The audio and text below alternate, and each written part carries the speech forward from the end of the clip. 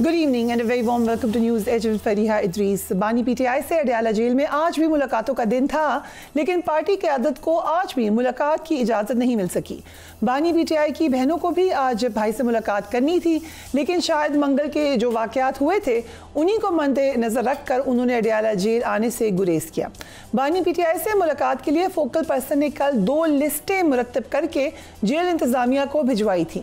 इस लिस्ट में शामिल पीटीआई रहनुमाओं उमर अयूब, नियाजुल्लाह नियाजी को भी मुलाकात की इजाज़त नहीं मिली। साहबजादा हामिद रजा, अल्लामा राजा नासिर अब्बास, मलिक अहमद खान भेजर भी जेल से बाहर लगे नाके से आगे नहीं जा सके। फोकल पर्सन बानी पीटीआई नियाजुल्लाह नियाजी ने कहा कि बानी पीटीआई से मुलाकात के हवाले से इस्लामाबाद हाई कोर्ट ने फैसला दिया। फैसले के मुताबिक फहरिस्त के तहत मुलाकातें कराई जानी थी, लेकिन हाई कोर्ट के फैसले की खिलाफ वर्जी हो रही है। Let's watch him. 24/3 के बाद आज तक 5 दफा ये लिस्ट वायोलेट की गई है और ये लिस्ट जेल अथॉरिटी ने लार्जर बेंच के सामने कंसेंट दी थी। उस कंसेंट के बावजूद देखें कि एडमिनिस्ट्रेशन किस तरीके से हाई कोर्ट के लार्जर बेंच के फैसले को की धज्जियां उड़ा रही है। आज हम 12:30 बजे से लेके 4 बजे तक वहाँ मौजूद है, लेकिन अंदर से कोई खबर नहीं आई। 24/3/2025 के बाद से खान साहब की बहनों को नहीं मिलने दिया गया और कल आपने देखा जिस तरीके से एडमिनिस्ट्रेशन ने सलूक किया, जो ट्यूसडे को हमें 4 घंटे हिरासत में रखा और खान साहब की बहनों को हिरासत में लेके गए। अडयाला जेल में बानी तहरीक इंसाफ की अमरीकी निजात पाकिस्तानी डॉक्टर्स और ताजरों से मुलाकात की इतलात आई थी। हुकूमत की जानिब से इस मुलाकात की अब खुलकर तरदीद कर दी गई है। इस हवाले से रहनुमा PMLN इरफान सिद्दीकी ने कहा है कि बानी तहरीक इंसाफ से अडयाला जेल में अमरीकी वफ्द की कोई मुलाकात नहीं हुई है। Let's watch him. मुशीर वज़ीर आज़म राना सनाउल्लाह ने इस मुलाकात की तस्दीक की थी और कहा था कि अमरीकी वफ़द ने बानी से सिर्फ हाल अहवाल ही पूछा है। और भी कुछ लोग हमारे प्रोग्राम में आए थे PMLN के, वो भी इसकी कर चुके हैं, ऑफिशियली इसको एक्सेप्ट कर चुके हैं। शायद राना साहब के बयान की वजह से क्या कहा था उन्होंने, वो भी देख लीजिए। बानी तहरीक इंसाफ से पार्टी क़यादत की मुलाकात ना होने की वजह से ईद के बाद हुकूमत के खिलाफ तहरीक भी ताख़ीर का शिकार हो चुकी है। सुन्नी इत्तेहाद काउंसिल के सरबराह साहबजादा हामिद रजा ने कहा है कि एहतजाज के हवाले से लाहे अमल बना लिया गया है। लाहे अमल की मंजूरी मुलाकात होने पर बानी PTI से लेनी है। उन्हें भी देखिए। Rana Ehsan Afzal and Naeem Haider Panchota sahab, thank you so much for being on the programme. I start with you Rana sahab. ये जो मुलाकातों के ऊपर एक पूरी कंट्रोवर्सी है, एक पूरी खबर बन जाती है, ये स्मूथली क्यों नहीं इंश्योर कर सकती गवर्नमेंट के होने थे मुलाकातें? ये क्यों एक बहुत बड़ा इशू है? बिस्मिल्लाहिर्रहमानिर्रहीम। देखिए, ये कोई हुकूमत का ना कोई प्रायोरिटी है, ना कोई हुकूमत का इशू है और ना कोई हुकूमती वुज़रा या कोई हुकूमती कमेटी इसको कोई मॉनिटर कर रही है।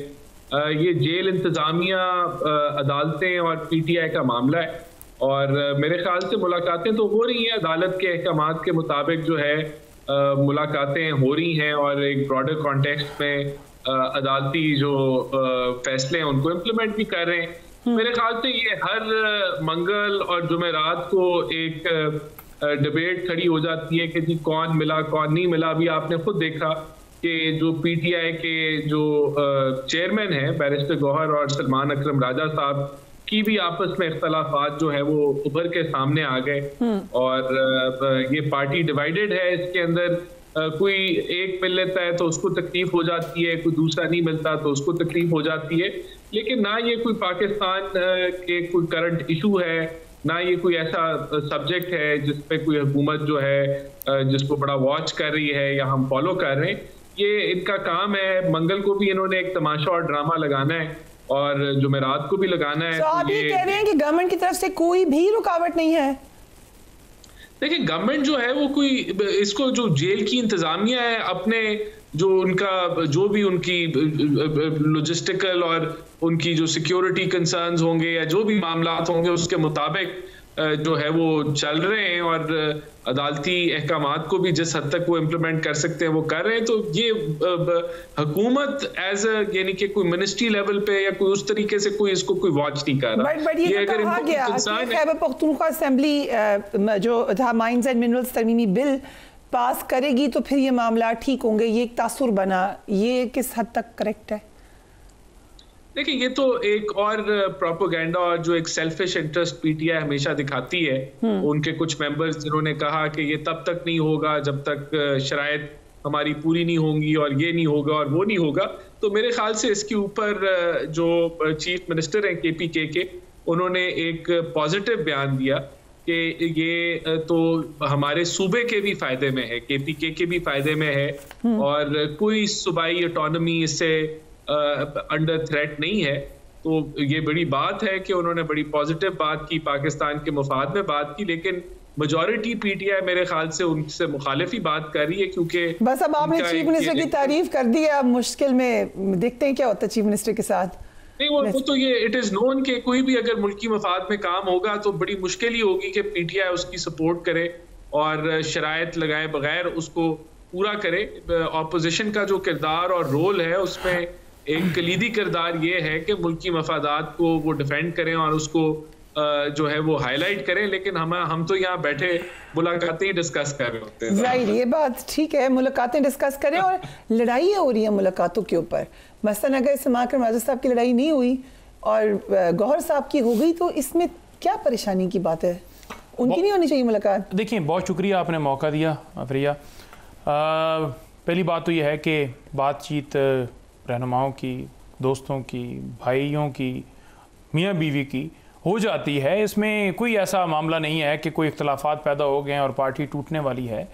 किसी नुक्ते के ऊपर आपका इख्तलाफ हो सकता है, लेकिन इमरान खान जो हैं उनकी लीडरशिप के नीचे तमाम लोग जो हैं वो मुत्तहिद हैं और तमाम लोग उनके नज़रिए को, उनके विजन को सपोर्ट कर रहे हैं। नहीं देखिए, नहीं इख्तलाफ हो सकता है ना लिस्ट के अंदर, क्योंकि पीछे हमने देखा कि मुख्तलिफ लोग इसी तरह, पहले एक प्रैक्टिस थी, किसी का नाम होता था नहीं होता था, अंदर चले जाते थे, लेकिन इस दफ़ा इशू ज़्यादा इस वजह से हो गया क्योंकि अलीमा बाजी जो है उनको नहीं जाने दिया। आप जो कर रहे हैं उसका नतीजा ये निकलेगा कि मुलाकातें कम होंगी।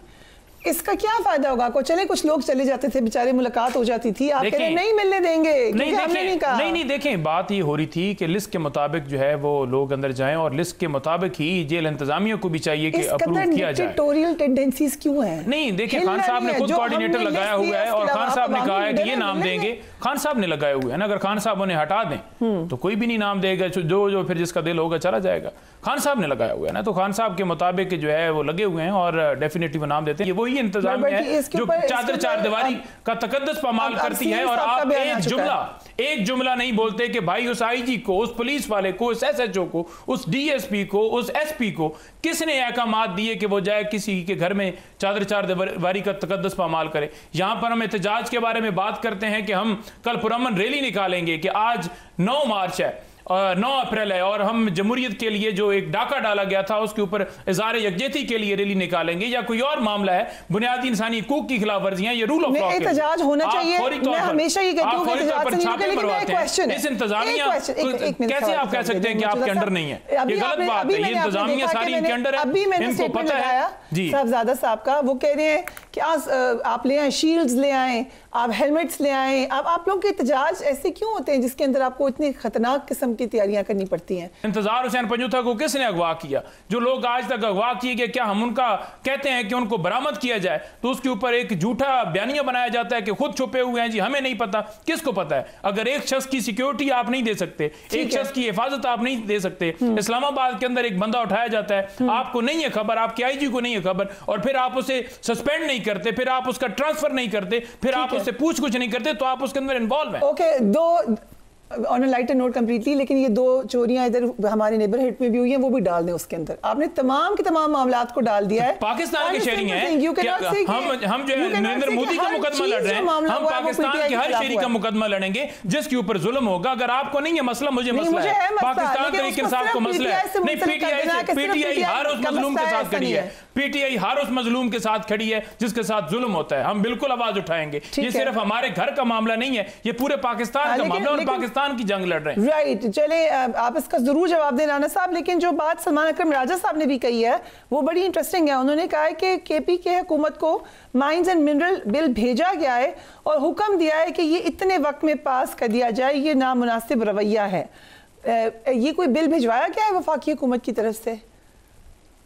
देखिए, हार्मोनाइजेशन की जा रही है, जो लीगल फ्रेमवर्क है माइंस एंड मिनरल्स के हवाले से, और उसके अंदर जो सूबाई ऑटोनॉमी है वो बरकरार है। और इसके बिल्कुल ये जो है एक कह लें कि जितने भी स्टेक होल्डर्स हैं जिसमें चारों सूबे हैं, उनके साथ जो है वो मीटिंग्स भी की गई हैं, उनके साथ मुशावरत भी की गई है, और अब ये बिल भेजा गया है कि वो इसके ऊपर अपनी जो भी इनपुट है देने के बाद इसको पास करें ताकि इस मुल्क में सरमायाकारी आए।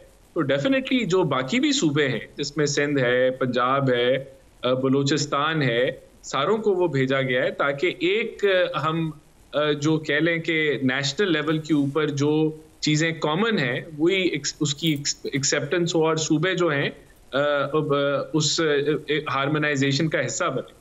तो मेरे ख्याल से कोई टाइमलाइन भी नहीं है और ना ही कोई ऐसा हुक्म है, लेकिन ये ज़रूर है कि पाकिस्तान के मफाद के लिए हर सूबे को उसका हिस्सा जो है वो ज़रूर डालना चाहिए। और हम पूरी उम्मीद है कि सियासत एक तरफ, लेकिन मुल्क और मुल्क की बका और उसकी तरक्की के लिए जो है कम अज़ कम उसके अंदर जो है सियासत और ज़ातियात नहीं आए। आज जो खबर आई कि नून लीग ने मियाँ साहब की अवामी राब्ता मुहिम का प्रोग्राम तरतीब दिया है और वो मुल्क भर में जलसे करेंगे, ये भी हो रहा है साथ साथ।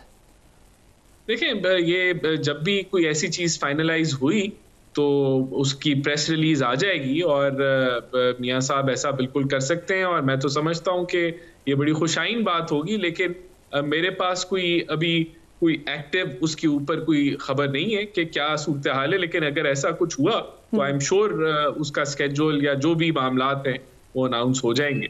राइट। और जो प्राइम मिनिस्टर की मौलाना फजल रहमान से मुलाकात हुई है, सियासी सूरत हाल में भी बात हुई है या हज के हवाले से ही बात हुई है? देखिए, मौलाना साहब से सियासी सूरत हाल पे भी बात होती है, हमेशा होती है और हम समझते हैं कि मौलाना साहब एक बड़ा कलीदी किरदार अदा कर सकते हैं ऑपोजिशन के अंदर, क्योंकि ऑपोजिशन का काम है कि गवर्नमेंट को वो आईना दिखाए, गवर्नमेंट की कमजोरियों को हाईलाइट करे, एक कंस्ट्रक्टिव क्रिटिसिज्म करे जो मौलाना साहब करते हैं। तो हम तो इंगेज्ड हैं उनके साथ और यहाँ लेकिन बदकिस्मती से ऑपोजिशन जमातें जो हैं वो उनको अपनी जो एक कल्टिश जो जमात है उससे बाहर कुछ नजर ही नहीं आता और अपने जो पर्सनल प्रॉब्लम्स हैं उससे बढ़ के वो ना पार्टिसिपेट कर सकते हैं। लेकिन पर्सनल प्रॉब्लम्स पॉलिटिकल बने हुए हैं ना, पॉलिटिकल प्रॉब्लम्स उनकी पर्सनल प्रॉब्लम्स हुए हुए हैं। एक सियासी चपकलिश तो है आपकी तरफ से, ऑपोजिशन के खिलाफ सख्ती तो है।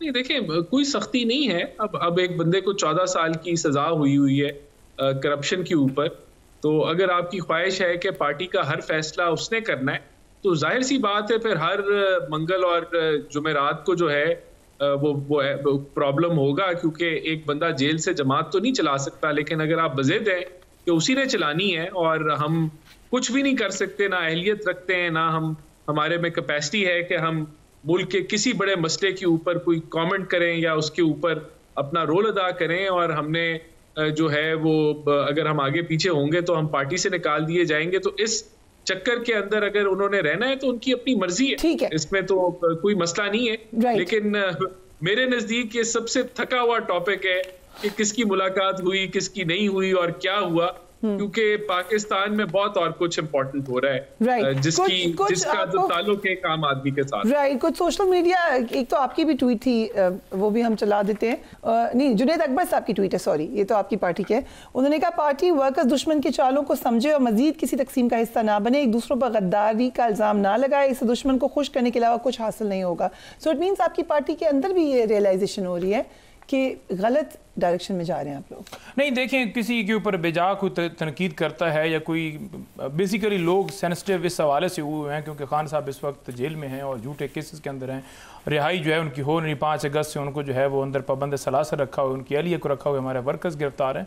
तो डेफिनेटली वर्कर्स, हमारे लोग जो हैं वो डेस्परेट होते हैं, परेशान होते हैं, तो वो इस हवाले से कोई बात होती है तो वो फिर उसके ऊपर ज़्यादा इशू बना देते हैं। तो वो इस हवाले से कहिए कि आपस में इत्तेहाद रखिए, जो है इस जो फोकस है इमरान खान साहब की रिहाई के लिए उसके ऊपर रखिए और जुड़ के रहिए, तो उसमें कोई ऐसी बात नहीं है।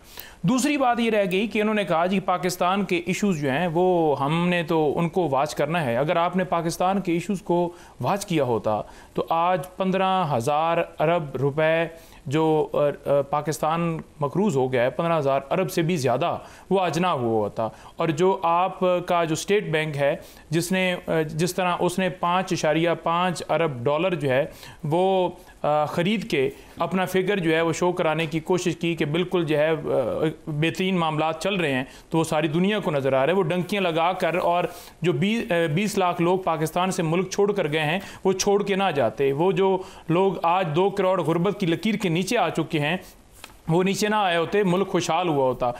पहले दिन से लेकर जब से रजीम चेंज ऑपरेशन हुआ है, मुझे एक सेक्टर के अंदर दिखा दें कहीं पर पाकिस्तान के अंदर 1 रुपए की भी इन्वेस्टमेंट बाहर से आई हो, कोई बाहर से इंडस्ट्री लगी हो, 1 रुपए की इन्वेस्टमेंट दिखा दें। मुझे दिखा दें कि पाकिस्तान जो है उस वक्त जो है वो बिल्कुल डूब रहा था, तो आज इन्होंने खुशहाल कर दिया।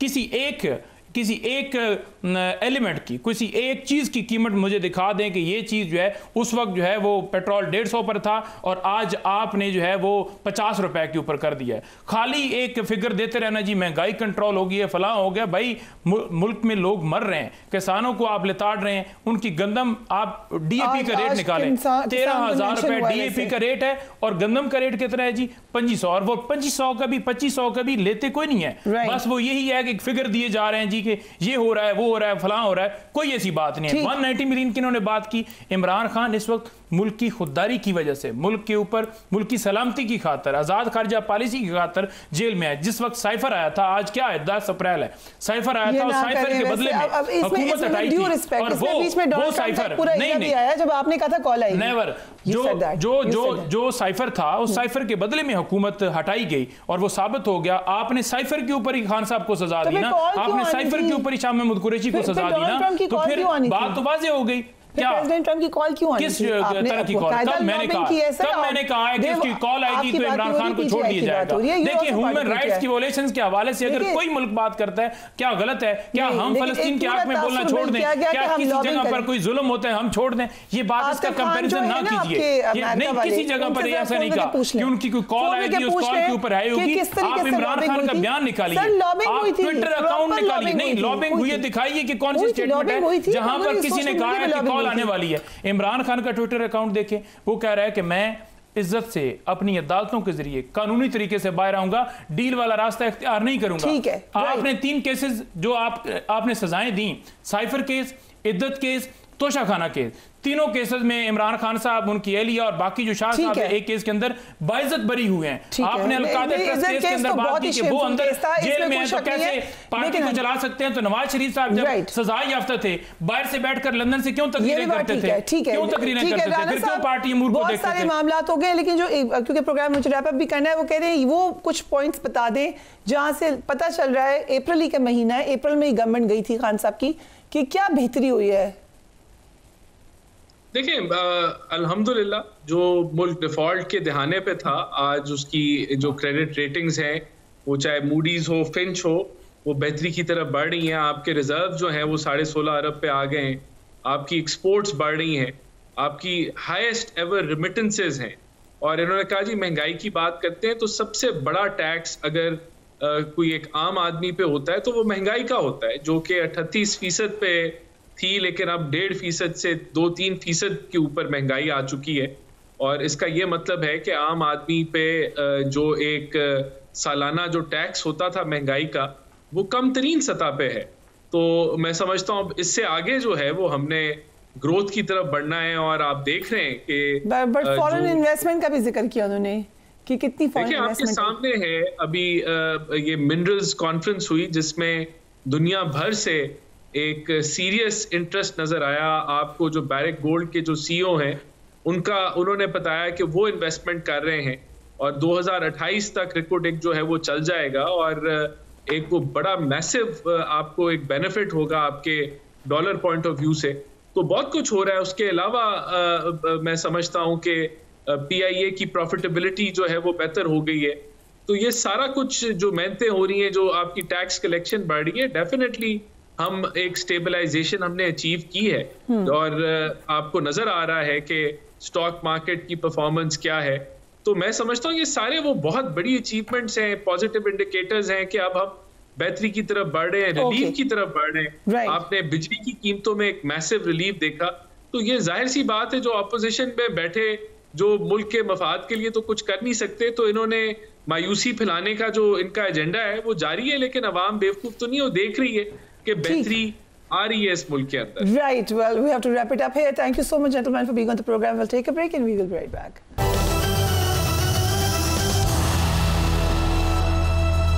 And welcome back. Tehreek Insaf के अंदरूनी इख्तलाफात अब पार्टी सपोज से निकलकर पूरी दुनिया के सामने आ गए हैं। पार्टी के चेयरमैन और सेक्रेटरी जनरल एक दूसरे पर इल्जामात लगा रहे हैं।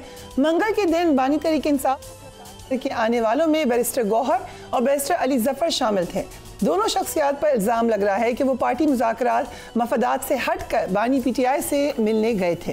कल हमारे प्रोग्राम में सलमान अकरम राजा ने सवाल किया कि बानी तहरीक इंसाफ इनके ज़रिए मुलाकातों का नाम तय करते हैं, तो जो लोग उनकी मंजूरी के बगैर मिलने गए थे तो उनकी मुलाकात के लिए किसने पैगाम भेजा था? Let's watch that.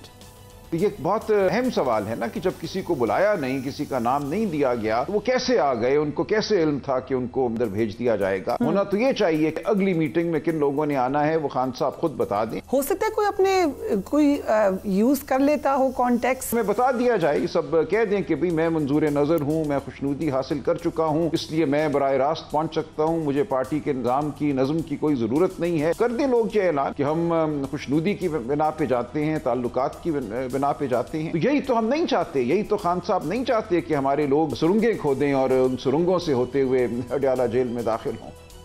बानी पीटीआई से मुलाकात पर गौहर खान और सलमान अकरम राजा में क्या बयानबाजी हुई है? And let me clarify this कि दोनों ही बहुत ही धीमे मिजाज के, बहुत ही आप कह लें कि दे बोथ जेंटलमैन, लेकिन इख्तलाफ राय हुआ है और कैसे हुआ है वो भी देख लीजिए। अगर मैं सड़क पे खड़ा हूं, मुझे पुलिस ने घेरे में लिया हुआ है, बहनें जमीन पे बैठी हुई हैं, उनको पुलिस ने घेरे में लिया हुआ है, उनको छोड़ के 4 लोग अंदर चले जाएं। 25 तारीख को जब तीनों बहनों को गेट पे रखा, वकला आगे क्यों गए, मुलाकात क्यों की? उसमें सलमान शामिल था। पार्टी डिसिप्लिन जो है उसको फॉलो क्यों नहीं किया गया? जो लोग गए हैं मैं उनसे नाला हूं। ये किस किस्म का पार्टी का नज़म था? हम इस पे एक्शन लेंगे। मैं चेयरमैन हूँ, पूरी पार्टी मुझे वजाहत देगी, मैं किसी को वजाहत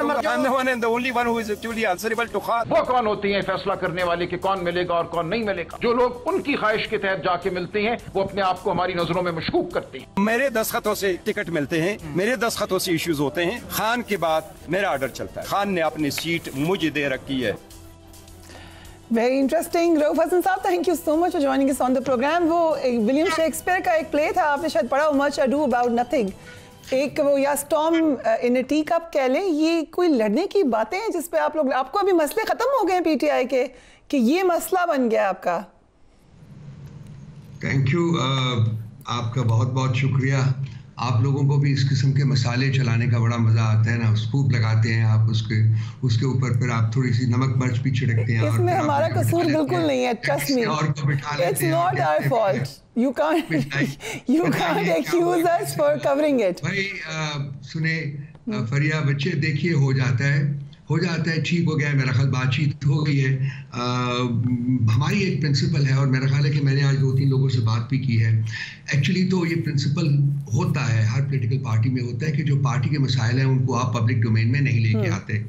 और यहाँ जिसने पहल की, मेरा ख्याल है कि उसको पहल नहीं करनी चाहिए थी। पब्लिक डोमेन में चीजें नहीं जाती हैं। कहता हूँ कि पार्टी में इख्तलाफात होते हैं, मुख्तलिफ आरा पाई जाती हैं और उसके ऊपर बहस होती है, हीटेड डिस्कशन होती है, उसके बाद फैसला किया जाता है। जब फैसला हो जाता है तो वो बाइंडिंग हो जाता है। तमाम पार्टी के जो मेंबरान हैं उसके ऊपर, सीनियर हो या जूनियर हो, तो वो उसके बाद फिर वो पब्लिक डोमेन में नहीं लेके जाया जाता। गलती यही हुई कि जी वो पब्लिक डोमेन में चला गया और उसके बाद फिर ठीक है, दोनों ने अपना अपना जो नुक्ता नज़र है वो बयान किया। बैठेंगे हम, आज रात को लेट नाइट मीटिंग हो रही है, मेरा ख्याल है कि इस मसले को भी डिस्कस किया जाएगा और पार्टी में मेरा ख्याल है, मैं ज़ाती तौर के ऊपर मैं अपना पर्सनल ओपिनियन आपके साथ कह रहा हूँ, आई थिंक पार्टी में डिसिप्लिन की बहुत शिद्दत से ज़रूरत है और डिसिप्लिन को इम्पोज करने के लिए एक मैकेनिज्म भी होना चाहिए। Well, that's stating the obvious, to be honest, लेकिन आपकी सिर्फ जो पब्लिक डोमेन में बातें आती हैं वही नहीं है। आपको अच्छी तरीके से पता है रऊफ हसन साहब, सारे टिकट्स टीवी पे चलना शुरू हो जाते हैं वाइल आपकी मीटिंग्स हो रही होती हैं, उसी वक्त आना शुरू हो जाते हैं, सोर्सेज के थ्रू हमारे पास भी आते हैं और आपकी जो मीटिंग्स हैं वो भी साथ साथ पता चल रहा होता है कि क्या क्या बात हो रही है। मसलन मैं आपको बता देती हूँ, जो माइंस एंड मिनरल तमीमी बिल के हवाले से भी आपके जो बात हुई है वो हर जगह रिपोर्टेड है। You must have seen, it's very interesting. ज़रा मैं बता भी देती हूँ, तरमीमी बिल पर वज़ीर आला अली अमीन गंडापुर आतिफ खान की पार्टी व्हाट्सएप ग्रुप में बहस हुई। आतिफ खान ने PTI पार्लियामेंटेरियंस व्हाट्सएप ग्रुप में बिल की मुखालफत की। आतिफ खान ने कहा कि mines and minerals bill Khyber Pakhtunkhwa के अवाम के हक में नहीं है। अली अमीन गंडापुर ने व्हाट्सएप ग्रुप में आतिफ खान से सवाल किया कि क्या आपने बिल पढ़ा भी है, अगर अंग्रेजी नहीं आती तो बिल की उर्दू कॉपी भेज दूं। डू यू थिंक कि कह सकते हैं ऐसी बात CMKP के? वैसे does it sound like him? देखिए, मैं किसी के पर्सनल अल्फाज के चुनाव के ऊपर नहीं कमेंट करूंगा या लहजे के ऊपर कमेंट नहीं करूंगा। देखो, बात यह है कि ये तो जो माइंस एंड मिनरल्स बिल है उसके ऊपर एक डिस्कशन हो रही है और आज भी रात को होनी है, जिसमें कि फैसला किया जाएगा। उससे पहले हर शख्स को पार्टी के फोरम के ऊपर अपनी राय देने का पूरा हक होता है, वो देते हैं। मैं आपको बताता हूँ एक छोटी सी बात। आज देखिए, गौहर साहब की मार्फत से आज को 4, 5, 6 घंटे से मुख्तलिफ चैनल्स के ऊपर, मुझे नहीं पता आपके चैनल पे चला कि नहीं, लेकिन लीडिंग चैनल्स के ऊपर चल रहा है कि खान साहब ने कहा है कि जी सोशल मीडिया जो है वो एस्टैब्लिशमेंट के खिलाफ किसी किस्म की मुहिम नहीं करेगा। अच्छा, इसके बात के ठीक होने या ना गलत होने के ऊपर मैं बात नहीं करूंगा। मैं सिर्फ ये कहूंगा कि गौहर साहब ने इसको रिफ्यूट किया है और उनके नाम से, उनकी तस्वीर से ये पिछले 4-5 घंटे लेकिन क्या गौहर साहब ये कह रहे हैं कि करें सोशल मीडिया? ये तो एक अच्छी बात है। हाउ कैन यू से कि मैं कह रहा हूं जी, वो बिल्कुल इसके ठीक या गलत होने की बात नहीं कर रहा, लेकिन उनसे ये बात मंसूब की गई है जबकि उन्होंने ऐसा नहीं कहा। लेकिन उनको कहना चाहिए, ये अच्छी बात है। आई थिंक आपको भी कहना चाहिए। वो एक और बात है, वो एक और बात है। मैं इसके ऊपर भी अपना इजहार बहुत दफा कर चुका हुआ हूँ। बिल्कुल कॉन्फ्रंटेशन मोड से निकलना चाहिए, हमें डायलॉग की तरफ बढ़ना चाहिए। मैं तो कहता हूँ, बार बार कहता हूँ, खुल के कहता हूँ, और होपफुली जल्दी ये हो जाएगा। राइट, फैसल हुसैन साहब का ये सहाफती तकाजों के बरखिलाफ है, ये सहाफती प्रोफेशनल जो बात नहीं की वो आप रिपोर्ट कर दें। आई एग्री विद यू, लेकिन क्या पता हमने इसका एक बयानिया भी जारी किया PTI की तरफ से कि जिसकी मार्फत से आप ये बात कर रहे हो तो ये इनकम्बेंट होता है कि आप उसका पॉइंट ऑफ व्यू भी लें। तो गौर साहब का भी पॉइंट ऑफ व्यू ले लेते ये ब्रॉडकास्ट करने से पहले, लेकिन अनफॉर्चुनेटली वो नहीं होता। राइट, सो बैरिस्टर गौर खान के हवाले से एक बड़ी इंटरेस्टिंग ट्वीट किया फैसल हुसैन ने, अगर आप मुझे इजाजत दें। उन्होंने कहा एक शरीफुन नफ्स महज़ब इंसान है वो, खान साहब का इंतखाब है। मैंने खान साहब का इत्मीनान उनकी ज़ात पे देखा है। इन जैसे मरंज आदमी भी गुस्से में आ गए। ये बात तो ठीक है। वैसे गौर साहब को पहली दफ़े गुस्से में देखा है, आपको भी हैरत हुई? गौर साहब बहुत इत्दाल पसंद आदमी हैं और एक बहुत अमीनेबल इंसान है। उनसे बात करते हुए, किसी भी मौजू के ऊपर बात करते हुए कभी झिझक महसूस नहीं होती। वो बात सुनते हैं, बात का जवाब देते हैं, बात का हल तलाश करने की कोशिश करते हैं और उनके चेहरे के ऊपर स्माइल होता है। बिल्कुल मुझे हैरत हुई। तो लाजमी बात है, जो प्रोवोकेशन थी वो खासी इंटेंस होगी, जो कि उन्होंने इस तरीके से रिस्पॉन्ड किया है। चलिए, गुजर गया। And he also had to assert his authority. Obviously ये उनको क्यों जरूरत पेश आई है? वो एक जोक है, आपसे मैं ये जोक्स कर लेती हूँ, बट ओके, किसी हस्बैंड ने कहा कि I am the boss in the house and I have my wife's permission to say that, so he also said that he is the boss, but does he have the permission to say that? देखिए, मैं ये इतनी कताव बुरीद नहीं करते इसकी। मेरा ख्याल है कि एक ओकेजन था, एक सिचुएशन क्रिएट हुई, उसमें उन्होंने कुछ बातें कह दी, ख़त्म हो गई है। आज बैठेंगे, बात करेंगे और मामला जो रफा दफा हो जाएगा। लेकिन जैसे कि मैंने ऑलरेडी आपको कहा है, शिद्दत से ज़रूरत है पार्टी के अंदर डिसिप्लिन इम्पोज करने की और एक मैकेनिज्म उसको प्रोमलगेट करने के लिए, जिसके तहत के वो डिसिप्लिन जो है वो इम्पोज किया जाए। मिनरल्स बिल के हवाले से ये बात को आप करेंगे वेरीफाई कि चीफ मिनिस्टर समझते हैं कि ये एक अच्छा बिल है, इससे फ़ायदा होगा सूबे को, क्योंकि ये भी रिपोर्ट हुआ है। वो हमारी आज होनी है, डिस्कशन होनी है जी, 10 बजे मीटिंग शुरू हो रही है, तो उसमें हम ये इसी मौजू के ऊपर बात करनी है। ओके, फवाद चौधरी साहब ने एक स्टेटमेंट दिया। उन्होंने कहा वो आपको यानी रऊफ हसन को, सलमान अकरम राजा और शेख वकास अकरम को पार्टी से निकलवाएंगे। ये कौन कहते हैं? फवाद चौधरी साहब। अच्छा, चलिए वो निकाले जी, वो टाउट है। वो टाउट तो ऐसे क्लेम करते हैं ना जी, टाउटों का तो काम ये है ऐसे क्लेम करना। करें। ओके, लेकिन आप तीनों ही से क्यों नाम लिया उन्होंने? तीनों से क्या मसला? पूछिए यार, क्यों उसका जिक्र ले बैठते हैं यार टाउट्स का? बेहतर डिस्कशन कर सकते हैं हम लोग। उनसे पूछें क्यों कहा उन्होंने, मेरा नाम क्यों लिया? ओके, सो नतीजा मैं तो उनका नाम लेना भी पसंद नहीं करता, मैं फील करता हूँ कि चले छोड़े। ओके, जो मुलाकातों के ऊपर पूरा एक शोर मचा, उसका नतीजा ये निकला कि कोई भी मुलाकात नहीं हुई। तो अगेन आप उस पर यकीन नहीं कहेंगे कि प्रॉब्ली ये ठीक मामलात नहीं थे।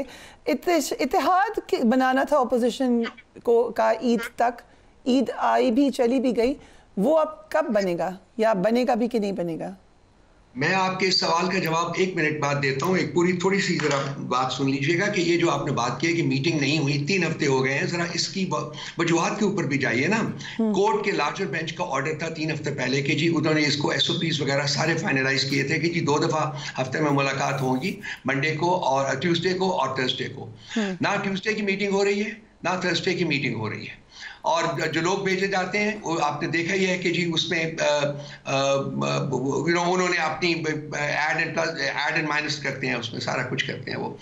इसमें अब अदालत के ऊपर है। देखिए अदालत के चेहरे के ऊपर एक दाग है ये कि 3 हफ्तों से लगातार लार्जर बेंच इसको प्रिजाइड किया था चीफ जस्टिस ने खुद, और उनकी बात नहीं मानी गई और उसको बिल्कुल रद्दी की टोकरी में डाला गया। आपने देखा है आज भी सिचुएशन, हमारे लोग गए थे, सीनियर लोग थे पार्टी के, और उनको नहीं मिलने दिया गया। आज 30 से ज़्यादा हफ्ते हो गए हैं कि पॉलिटिकल लीडरशिप को खान साहब के साथ नहीं मिलने दिया जा रहा। लाजमी बात है खान साहब को आइसोलेट करने की कोशिश की जा रही है, और ये जो जेल मैनुअल है उसमें दर्ज जो रूल्स हैं उसकी भी खिलाफ वर्जी है, और ये इस्लामाबाद हाई कोर्ट के ऑर्डर की भी खिलाफ वर्जी है। तो इसके ऊपर मेरा ख्याल है कि मीडिया को बात करनी चाहिए, खुल के बात करनी चाहिए।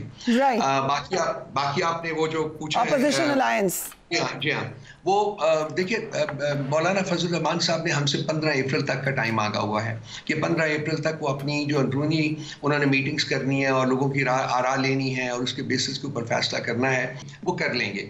15 अप्रैल के बाद वो फिर प्लेटफॉर्म जो है वो फाइनली तश्कील हो जाएगा, और जो बाकी की जो फैसले करने हैं उसके सिलसिले में इस प्लेटफॉर्म के जो जितनी भी पॉलिटिकल पार्टीज हैं उनकी मीटिंग्स जो है वो कॉल की जाएंगी। राइट, बट मौलाना फजल रहमान का आपको पता है कि जो ने ऑफिशियली अपने तहफ़्फ़ुज़ात का इजहार किया है, जो इस्टेब्लिशमेंट के राब्तों की बात हो रही है। एंड मैं आपको बताती हूँ, आई एम श्योर आपको ये बात पता होगी कि जो आपकी प्राइवेट मीटिंग्स हुई थी उस पर आपका नाम लिया गया था रऊफ साहब कि ये रऊफ हसन कैसे बार बार कहते हैं कि हमारे इस्टेब्लिशमेंट से रब्ते हैं, हमें एक्सप्लेनेशन दें। ये JUIF की तरफ से एक्चुअली कहा गया था, अब तो खैर उन्होंने ऑफिशियली कह दिया कि हम इस पे तहफ़्फ़ुज़ात हैं। सो क्या जवाब दिया था आपने इस बात का? मैं कोई जवाब देने की जरूरत नहीं है जी, वो अब ठीक है, उन्होंने चूंकि टाइम मांगा हुआ है, हम इसमें कोई फर्दर बात करके इसको कोई एग्रेवेशन नहीं करना चाहते, तो उनके जब जवाब आ जाएंगे तो फिर उसकी बेसिस के ऊपर फिर इंशाल्लाह ताला आगे बढ़ा जाएगा। राइट, लेकिन चलें ये क्वेश्चन तो जेन्युइन ही है कि आप क्यों बार बार कहते हैं कि एस्टेब्लिशमेंट से राब्ते में हैं आप लोग राब्ते में? मेरा ख्याल है कि इस मसले के ऊपर बात ना ही की जाए तो बेहतर है। मेरी ख्वाहिश है कि राब्ता हो, मेरी ख्वाहिश है कि बातचीत हो, मेरी ख्वाहिश है कि एक डायलॉग ओपन हो, मेरी ख्वाहिश है कि एक नेगोशिएटेड सेटलमेंट जो है आगे उसको बढ़ाया जाए, उस चीज़ को आगे बढ़ाया जाए। ये ख्वाहिश की हद तक मैं डेफिनेटली कह सकता हूँ जी। बाकी जो लोग इस सिलसिले में एम्पावर्ड हैं उनसे ये सवाल अगर आप कर लें तो वो इसका एक ज़्यादा डेफिनेटिव, ज़्यादा सही जवाब जो है वो आपको दे सकते हैं। Right, thank you so much Rauf Hasan साहब, and get well soon. Will take a break and will be right back.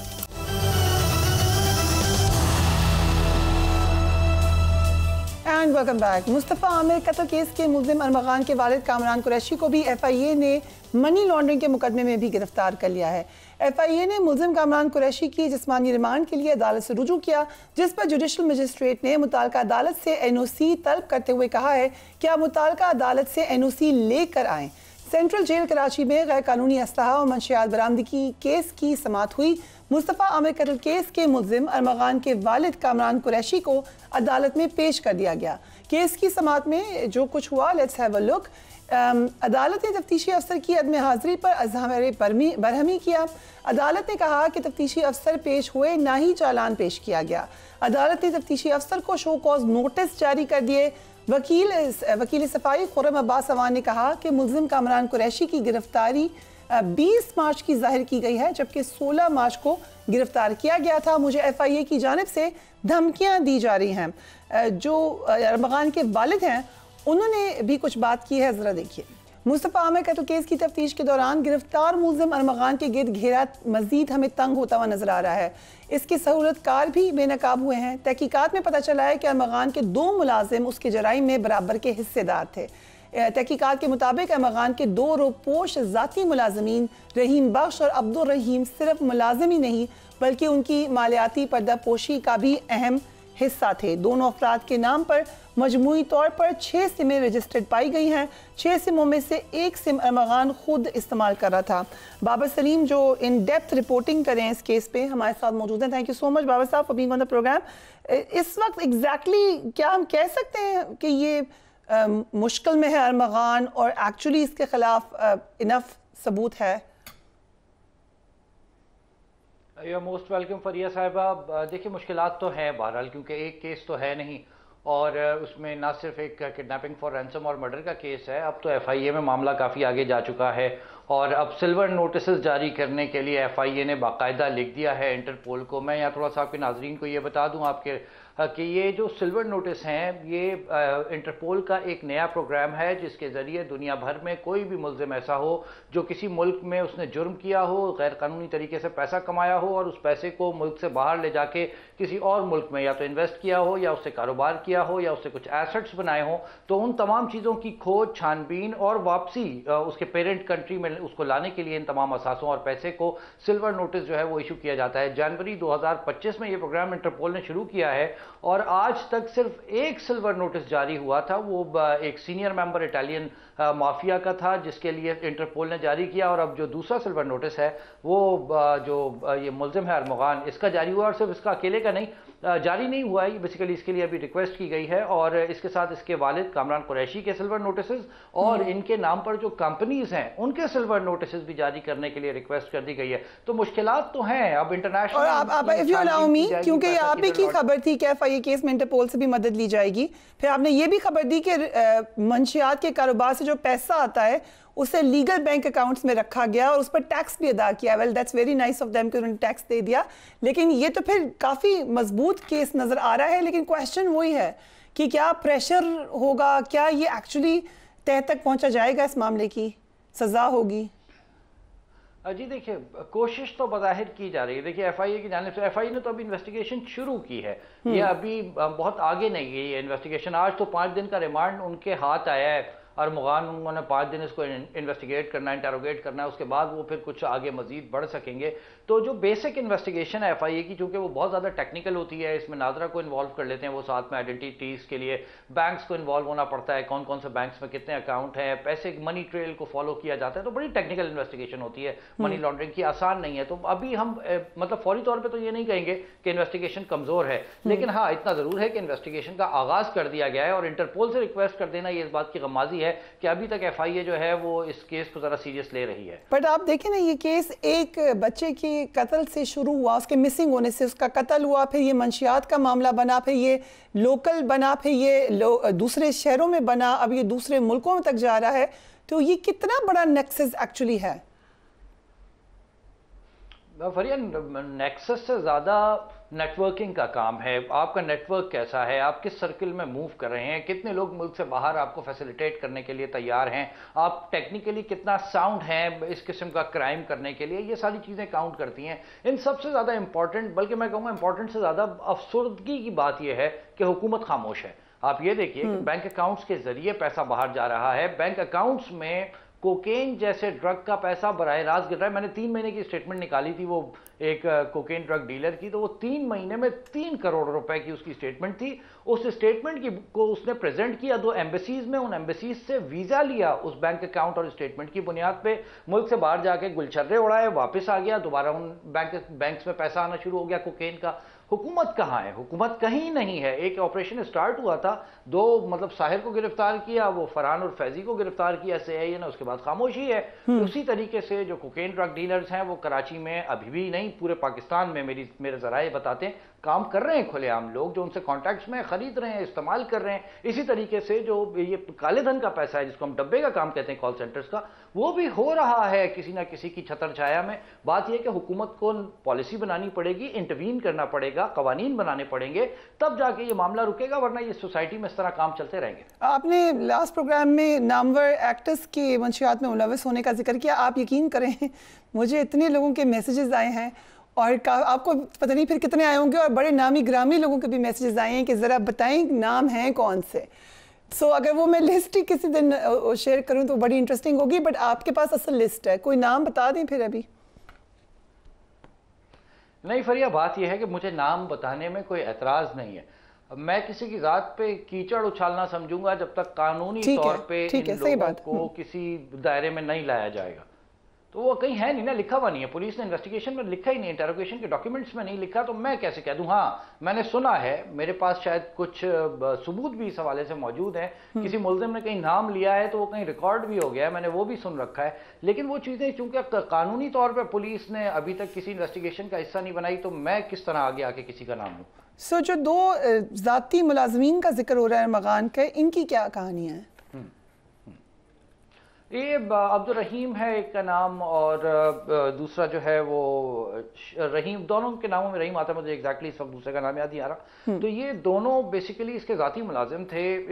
इसने इनके नाम पे बैंक अकाउंट्स खुलवाए, उसमें ये पैसे डलवाता था, इसके जो डेबिट कार्ड थे, वीज़ा कार्ड थे, वो ये इस्तेमाल कर रहा था। उन अकाउंट्स में जो पैसे आते थे, अरमगान बेसिकली अपनी रोज़मर्रा की जो ज़रूरियात होती थी, बिल्स पे करने हों, उसको कोई और काम करना हो, तो वो सारे पैसे जो इन अकाउंट्स में आते थे वो इस्तेमाल करता था अपने दोनों ज़ाती मुलाजमीन के। ये मुलाजमीन कुछ अरसे से मंजर-ए-आम से गायब थे। ये जो मुलाजमीन हैं, दो मुलाजिम पुलिस ने गवाह के तौर पे अरमगान के केस में सामने रखे हैं, जिन्होंने मुस्तफ़ा आमिर का वो ब्लड उसके घर से साफ़ किया था। एक का नाम ज़ुहैब है और एक फिर मैं उसका नाम भूल गया। खैर, तो ये दो मुलाजमीन पुलिस ने गवाह रखे। जिस वक्त ये मुलाजमीन कोर्ट में पेश हुए तो मैंने इनके जो क्लोज सर्कल मेरे राब्ते में है अरमगान और मुस्तफ़ा का, मैंने उन लड़कों से पूछा कि भाई ये दो मुलाजमीन तुमने कभी देखे? तो वो हैरान, उन्होंने बोला हम नहीं जानते, ये तो कोई और नए मुलाजमीन है। पुराने मुलाजमीन तो काफ़ी 3-4 साल से इसके पास थे और बड़ा उसके राजदार थे, बड़े ज़रूरी काम उसके कर दिया करते थे। फिर हमने उन मुलाजमीन की खोज लगाना शुरू की तो FIA ने जो है इसको डिस्क्लोज किया कि जी दो मुलाजमीन ऐसे हैं जिसके नामों पर बैंक अकाउंट, जो उनके नाम बेनामी बैंक अकाउंट्स है बेसिकली, जिनमें पैसे उतारे गए हैं और मुस्तफ़ा ने माज़रत अरमगान ने जो है उस पैसे को इस्तेमाल किया है। हमने फिर इन दो मुलाजमीन का पीछा किया, फिर इनके हमें डॉक्यूमेंट्स मिल गए, हमने वो पब्लिक कर दिए। इस वक्त हमारी इत्तला के मुताबिक FIA भी इन मुलाजमीन तक पहुँच चुकी है और इनके बयानात जो हैं वो कलमबंद किए जा चुके हैं। राइट, सो आप ये कह रहे हैं कि इस वक्त भी अरमगान टाइप कैरेक्टर्स अभी भी फिर रहे हैं, कोई सख्ती नहीं है और वही वैसे ही धंधा चल रहा है। क्या गाइडलाइंस दे सकते हैं आम शहरी को, पेरेंट्स को? वो do they need to do to keep an eye? देखिए, पेरेंट्स को तो बहुत ज़्यादा जो है ना वो अलर्ट रहने की ज़रूरत है। ख़ास तौर पे यूनिवर्सिटीज़ और कॉलेजेस जिनके बच्चे जा रहे हैं ना, वो तो उन्हें इस वक्त औकाब की नज़र रखने की ज़रूरत है अपने बच्चों पे। वो उनका सर्किल क्या है। देखिए, सबसे ज़्यादा ख़तरनाक चीज़ जो है ना वो ग्रुप स्टडीज़ और नाइट स्टडीज़ हैं। बच्चा नाइट स्टडी का बोल के जाता है किसी दोस्त के घर पे, वहाँ जाके फिर ये उमूमी तौर पे मैंने जो इन लड़कों से बातचीत की है, यंगस्टर्स से, तो वो यही बताते हैं कि हम इनिशियली जो है वो नाइट स्टडीज़ करते थे, ग्रुप स्टडीज़ करते थे, उसमें कोई 1-2 लड़के किसी ड्रग के आदी होते थे, हमने शौक में शुरू किया, हमें मज़ा आना शुरू हो गया, हम एडिक्ट हो गए। तो ये तो नज़र रखनी पड़ेगी पेरेंट्स को, कौन लोग हैं, किन से मिलते हैं, उनके मोबाइल फ़ोन्स पर चेक रखना पड़ेगा, उनके लैपटॉप्स पर चेक रखना पड़ेगा, आईपैड्स, टैबलेट्स, जो भी मशीन्स वो यूज़ कर रहे हैं उन पे, उन डिवाइसेस पर चेक रखना पड़ेगा कि किस किस्म का कंटेंट देख रहे हैं, किन लोगों से राब्ते में हैं। उसके बाद अगर वो बियॉन्ड अर्निंग उनकी कोई लिविंग्स हैं तो वो देखना पड़ेगा कि इतना पैसा तो हम अपने बच्चे को जेब खर्च दे नहीं रहे जितना वो खर्चा कर रहा है। फिर कुछ बहुत टेक्निकल चीज़ें, बच्चे का लाइफस्टाइल, वो सोता कितना है, वो किस टाइम पे सोता है, वो किस तरह सोच रहा है, उसका एंगर उसमें कितना है, ज़्यादा जज्बाती हो रहा है, गुस्सा हो रहा है, चिड़चिड़ा रहा है, इन चीज़ों को अब फोकस करना पड़ेगा। उसके बाद जाके आपको पता चलेगा आपका बच्चा जो है वो कहाँ खड़ा है। लेकिन इसके साथ साथ कानून नाफिज करने वाले इदारों को और हुकूमतों को संजीदगी से लेना पड़ेगा इस केस को, और इसकी बुनियाद पर सख्त कवानीन बनाने पड़ेंगे। मनशियात फरोशी में मुलजिम पकड़ा जाता है, हफ्ते बाद बाहर आ जाता है, कोई बड़ी बात नहीं होती, कॉमन प्रैक्टिस है, कॉमन रूटीन है। कराची में 15 दिन 20 दिन जेल कस्टडी होती है, जमानत लेता है, बाहर आ जाता है। ये जमानत वाला सिस्टम खत्म करना पड़ेगा, ऐसे कवानीन बनाने पड़ेंगे। गिरफ्तार होने के बाद जमानत नहीं होगी जब तक कि केस का फैसला ना हो जाए। इस किस्म के कवानीन होंगे तो शायद कुछ सुधार हो माशरे में, वरना ये जहर तो बहुत फैल चुका है अब। Right, Babar Sharif sahab, thank you so much for joining us. यकीनन पेरेंटिंग को बहुत विजिलेंट करना पड़ेगा, this is the need of the hour. वैसे ही ज़रूरी है, लेकिन आज को जो हालात हैं उसमें तो बहुत अशद ज़रूरत है। Do take care of yourself. अल्लाह हाफ़िज़।